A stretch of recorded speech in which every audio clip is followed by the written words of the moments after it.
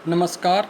आज हम थॉर्नडाइक की ट्रायल एंड एरर थ्योरी या जिसे हम थ्योरी ऑफ कनेक्शनिज्म या प्लेजर पेन थ्योरी या स्टिमुलस रिस्पॉन्स थ्योरी भी बोलते हैं। स्टिमुलस रिस्पॉन्स थ्योरी भी बोलते हैं, इसको करेंगे। अब इस सिद्धांत का प्रतिपादन सन 1898 में अमेरिका के मनोवैज्ञानिक थॉर्नडाइक ने किया था। इस सिद्धांत के अनुसार मनुष्य और पशु प्रयास और भूल विधि द्वारा या सही अनुक्रियाओं का एक विशेष उद्दीपन के साथ संबंध स्थापित करने की प्रक्रिया द्वारा या संबंधवाद द्वारा सीखते हैं। व्यक्ति प्रयासों द्वारा कार्य करता रहता है और हर प्रयास के पश्चात उससे कुछ उसकी भूलें कम होती रहती हैं। कई बार हम कहते हैं कि मनुष्य गलती करके ही सीखता है। वास्तव में यह बात इसी सिद्धांत का साधारण रूप है। प्रयास और भूल सीखने के लिए मनुष्य को अभिप्रेरणा, मोटिवेशन, ब्लॉक और बैरियर्स, बाधा, रैंडम रिस्पॉन्सेज, निरर्थक प्रतिक्रियाएं, सफलता का आकस्मिक अवसर मीन्स चांस सक्सेस या इस्टेब्लिशमेंट ऑफ राइट रिस्पॉन्सेज, उचित अनुक्रियाओं को स्थायी रखना तथा लक्ष्यों की प्राप्ति अचीवमेंट ऑफ गोल्स आदि तत्वों की आवश्यकता पड़ती है, तभी वह इस सिद्धांत के अनुसार सीख पाएगा। कनेक्शनिज्म सिद्धांत शब्दावली के बारे में यह कहना होगा कि जो उद्दीपन और अनुक्रिया है उसमें संबंध स्थापित किया जाता है। अतः इस सिद्धांत का अर्थ समझने के लिए उद्दीपन अनुक्रिया के अर्थ को समझना आवश्यक है। स्टिमुलस रिस्पॉन्स, उद्दीपन अनुक्रिया समीकरण से अभिप्राय है कि stimulus is connected with response, जो उद्दीपन होता है उसको अनुक्रिया के साथ संबंधित किया जाता है। इन संबंधों को एसआर समीकरण द्वारा व्यक्त किया जाता है, मतलब कि स्टिमुलस दिखाया जाता है और उसके बाद जो लर्नर है वो रिस्पॉन्स करता है। अब थॉर्नडाइक ने एक भूखी बिल्ली को एक पजल बॉक्स में बंद कर दिया। अब जो पजल बॉक्स था इस प्रकार बना था, उसका एक दरवाज़ा था जो कि एक लीवर दब जाने से स्वयं खुल सकता था। अब संदूक से बाहर ही कुछ दूरी पर मछली रखी हुई थी, मतलब उसकी भोजन सामग्री रखी हुई थी।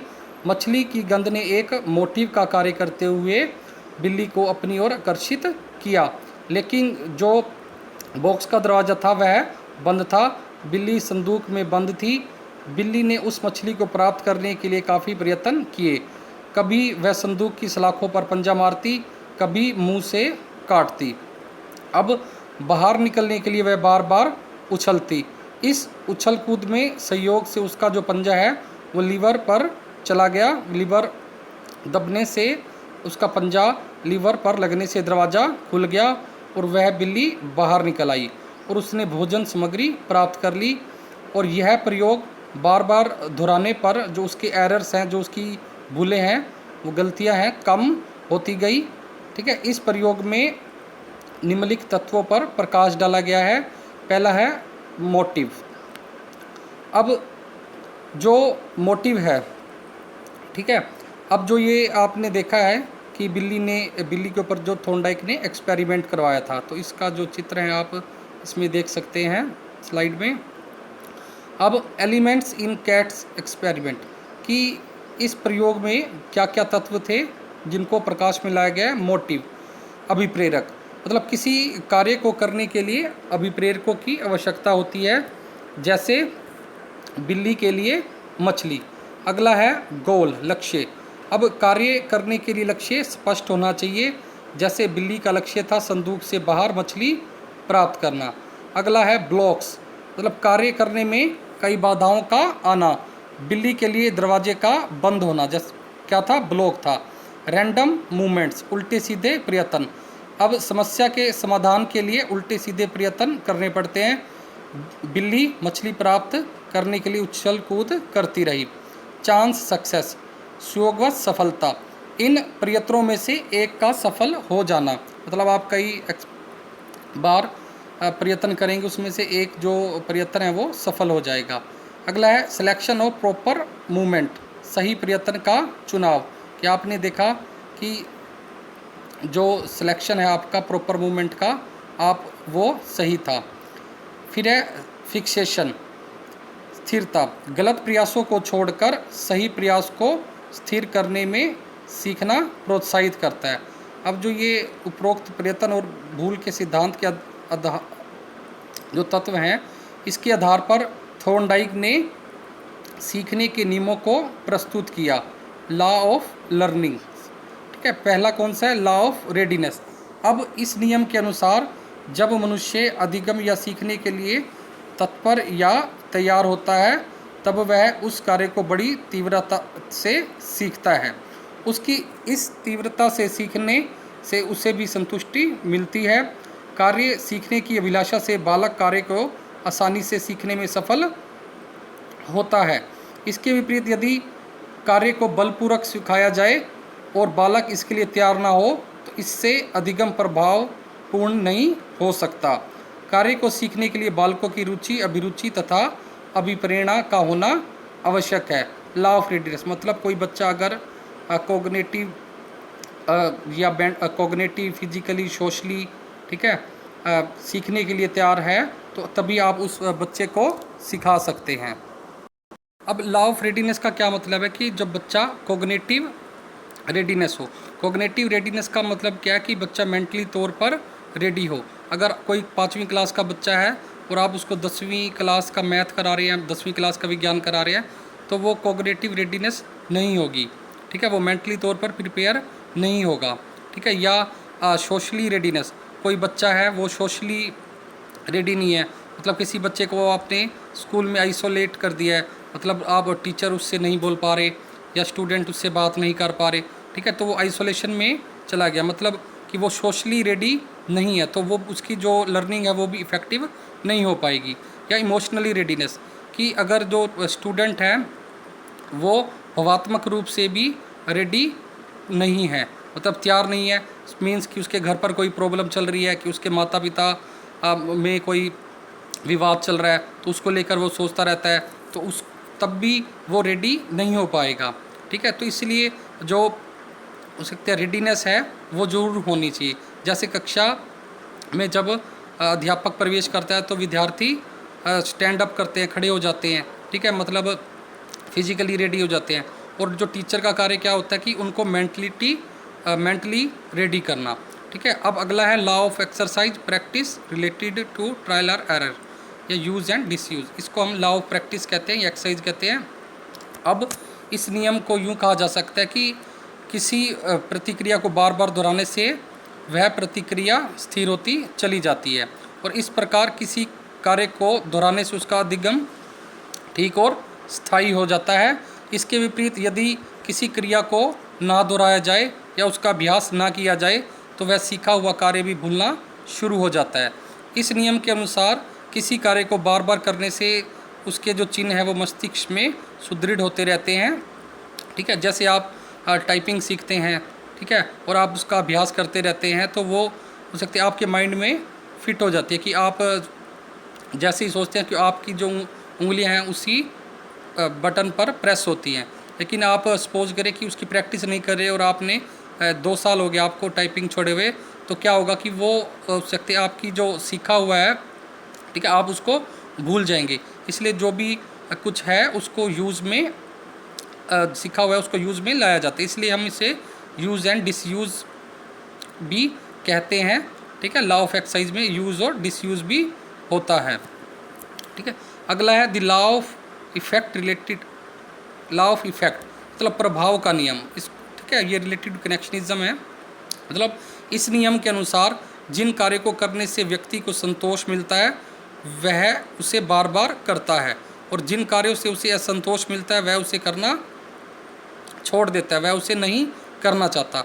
अब जैसे सपोज करें कि हम किसी होटल में जाते हैं और वहाँ पर खाना खाते हैं, लेकिन वहाँ की जो डिश है वो हमें पसंद नहीं आई, ठीक है, और हमें एक वोमिट जैसा मन हो गया, ठीक है, तो और दूसरे रेस्टोरेंट में जाते हैं तो हम क्या करते हैं कि वहाँ की जो डिशेस है काफ़ी डिलीशियस हैं, ठीक है, हमें पसंद आई तो हम वहाँ पर बार बार जाते हैं, और जो वहाँ पसंद नहीं आई वहाँ पर नहीं जाते। मतलब जिस चीज़ में हमें संतोष मिल रहा है हम उस चीज़ को कर रहे हैं, जिसमें असंतोष मिल रहा है हम उसको नहीं करते।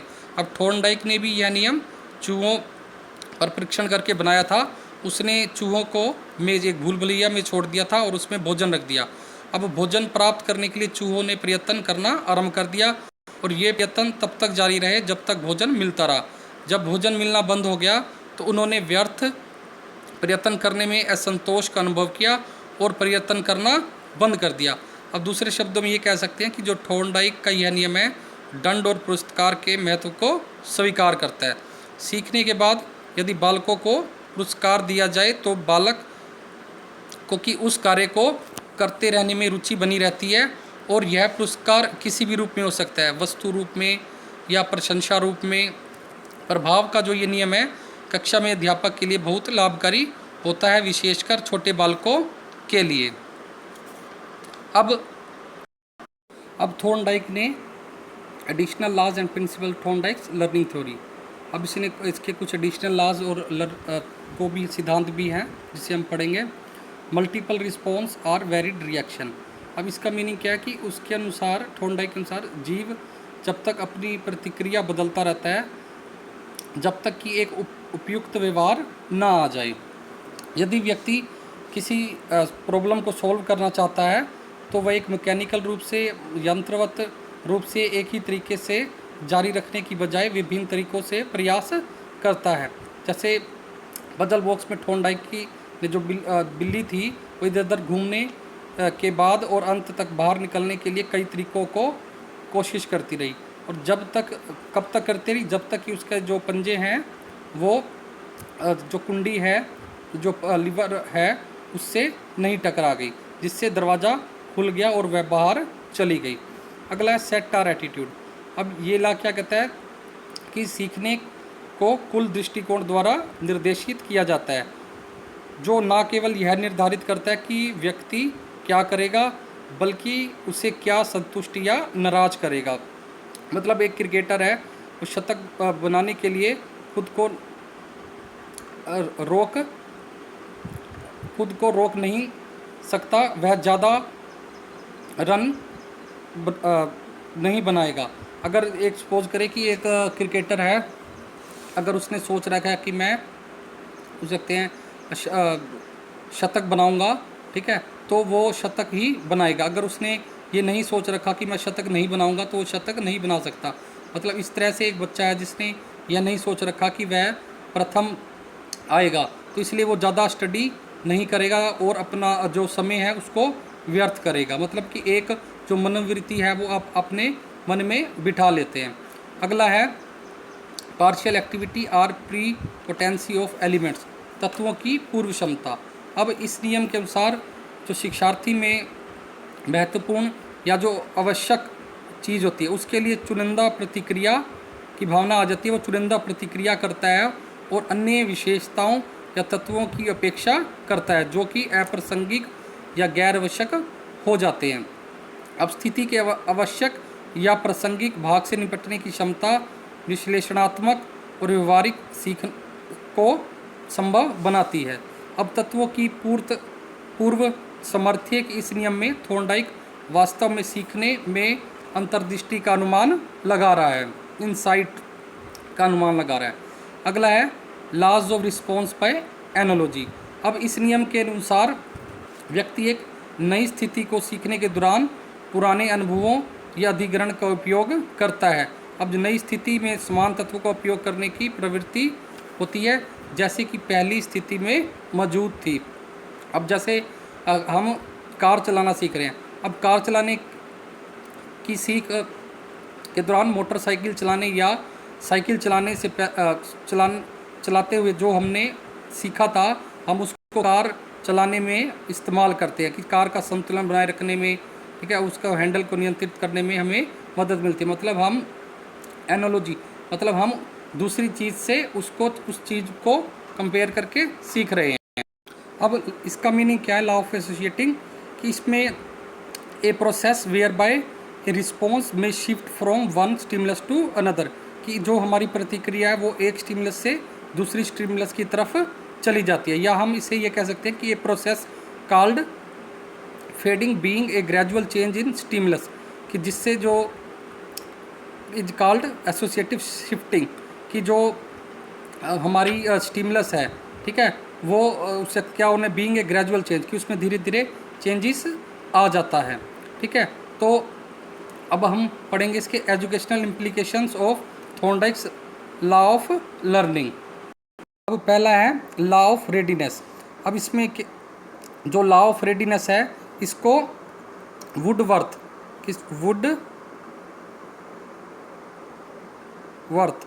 वुडवर्थ ने क्या कहा है, law of mental set, law of mental set, Woodworth ने इसे लॉ ऑफ मेंटल सेट भी कहा है। अब इसमें जो लॉ ऑफ रेडीनेस है इसकी क्या शैक्षणिक उपयोगिताएं हैं, अराउजिंग अटेंशन एंड इंटरेस्ट, ध्यान और रुचि पैदा करना। इस नियम की सबसे बड़ी उपयोगिता है कि बालकों में रुचि और ध्यान उत्पन्न करना। अगला अराउजिंग क्यूरोसिटी, अध्यापक, अब क्यूरोसिटी का मतलब क्या है, जिज्ञासा। अध्यापक को चाहिए कि वह बालकों के मन में कार्य के प्रति जिज्ञासा उत्पन्न करे। इसके लिए इस नियम का प्रयोग करने से बहुत लाभ होता है। अगला है मोटिवेशन ऑफ चिल्ड्रन, बालकों की अभिप्रेरणा। अब कक्षा में शिक्षण के लिए बालकों को अभिप्रेरित करना अति आवश्यक है। इस नियम के लागू करने से ऐसा संभव है। बालकों को मानसिक और शारीरिक रूप से सीखने के लिए यदि तैयार किया जाए तो बालक तैयार होकर कार्य सीखने के लिए अधिक प्रेरित होंगे। अब नेक्स्ट है लॉ ऑफ इफेक्ट, प्रभाव का नियम। अब इसे हम law of satisfaction and annoyance भी कहते हैं। अब कोई कार्य करने या सीखने में मज़ा आता है या प्रसन्नता होती है, और कई कार्य अरुचिपूर्वक या कष्टदायी होते हैं, रुचिकर या कष्टदायी होते हैं। अतः इस नियम में प्रभावों का विश्लेषण किया जाता है। अब इस नियम की शैक्षणिक उपयोगिता क्या है, इंक्रीज इन मेमोरी, स्मरण शक्ति में वृद्धि। प्रभाव के नियम का स्मरण शक्ति के साथ संबंध होता है। रुचिकर जो कार्य हैं, रुचिकर कार्य को बालक अधिक देर तक स्मरण रखते हैं, और जो अरुचिकर कार्य हैं वो बच्चे भूल जाते हैं, मतलब अरुचिकर कार्य को भुला दिया जाता है। अगला है इंक्रीज इन इंटरेस्ट, स्मरण शक्तियों की तरह रुचियों का भी इस नियम से सीधा संबंध होता है। संतुष्टि और प्रसन्नता प्राप्त करने वाले कार्य बालकों में रुचियों को जन्म देते हैं। फिर अगला use of reward and punishment, पुरस्कार और दंड का प्रयोग। अब पुरस्कार और दंड बालकों के अधिगम पर प्रभाव डालते हैं। पुरस्कार और दंड का प्रयोग भी इस नियम पर आधारित है। अगला फॉर्मेशन ऑफ गुड हैबिट्स, अच्छी आदतें पैदा करना। इस नियम के अनुसार प्रभावों का प्रयोग करके अध्यापक स्टिम्युलेशन एफर्ट्स, मतलब उद्दीपक परिवर्तनों द्वारा बालकों में अच्छी आदतों और आकर्षक व्यवहार को विकसित कर सकता है। अगला है ट्रीटमेंट ऑफ डेलिक्वेंट चिल्ड्रन, अपराधी बालकों की रोकथाम। इस नियम के प्रयोग से जो अध्यापक है वो अपराधी बालकों के व्यवहार में परिवर्तन ला सकता है। फिर है कंट्रोल ऑफ इमोशन, संवेगों पर नियंत्रण। इस नियम की सहायता से अध्यापक बालकों के नकारात्मक नेगेटिव इमोशंस जैसे क्रोध, ईर्ष्या आदि पर नियंत्रण कर सकता है। फिर है इम्प्रूवमेंट इन टीचिंग मेथड्स, ठीक है, शिक्षण विधि में सुधार। अध्यापक इस नियम की सहायता से अपनी शिक्षण विधियों में सुधार कर सकता है, अर्थात वह अपनी शिक्षण विधियों का प्रभाव बालकों पर देखे और यदि आवश्यक हो तो उसमें आवश्यक परिवर्तन कराने से कदापि न हिचकिचाए। फिर अगला है केयर ऑफ मेंटल लेवल, मानसिक स्तर का ध्यान। अध्यापक बालकों के मानसिक स्तर के अनुसार हो रहे कार्यों में अधिक से अधिक रुचि ले। फिर है लॉ ऑफ एक्सरसाइज, अभ्यास का नियम। जिस कार्य को हम जितनी बार करेंगे उसका अधिगम उतना ही अधिक होगा। मनोवैज्ञानिक भाषा में उसके जो चिन्ह हैं मस्तिष्क में उतने ही सुदृढ़ होते चले जाएंगे। अब इस लॉ की क्या उपयोगिता है, फॉर्मेशन ऑफ हैबिट्स, आदतों का निर्माण। यदि किसी उचित क्रिया को बार बार दोहराया जाए तो वह स्थायी हो जाती है, इससे अच्छी आदतों का निर्माण होता है। फिर है इम्प्रूवमेंट इन हैंड राइटिंग, कि बार बार अभ्यास करने से बालकों की लिखाई में काफ़ी सुधार किया जा सकता है, और यह बात विशेषकर छोटे बालकों के लिए अधिक सत्य है। फिर अगला है डिक्रीजिंग फॉरगेटिंग, भूल कम करना। बार बार कार्य दोहराने से भूलने की प्रक्रिया में भी स्थिरता कमी आती है, क्योंकि इससे जो हमारी सीधी बातें हैं वो पक्की हो जाती हैं। फिर अगला है development of skills and correct pronunciation. ये अभ्यास द्वारा ही विभिन्न कलाएं जैसे डांस है, आर्ट है, ठीक है, उनको हम उनका जो विकास है सही से हो पाता है, और शुद्ध उच्चारण का विकास बालकों में संभव हो पाता है। अब है मौखिक ओरल ड्रिल, मौखिक अभ्यास। इस नियम के अंतर्गत अध्यापक को कक्ष में चाहिए कि यह पढ़ाई गई सामग्री का मौखिक अभ्यास करवाए, इससे अधिगम को अधिक बल मिलता है। और इन नियमों के अनुसार जो टास्क है वो started from the easier towards difficult side, मतलब आसान से कठिन की तरफ जाना चाहिए, जिससे जो वीकर और बैकवर्ड चिल्ड्रन हैं, कमज़ोर और पिछड़े बच्चे हैं, उनको लाभ मिल सकेगा। और जो छोटे बच्चे हैं उनको हम ट्रायल एंड एरर से बहुत सारी चीज़ें सिखा सकते हैं, जैसे स्टैंडिंग है, सिटिंग है, वॉकिंग है, रनिंग है, ठीक है। तो आज हमने थॉर्नडाइक की ट्रायल एंड एरर थ्योरी को पढ़ा है।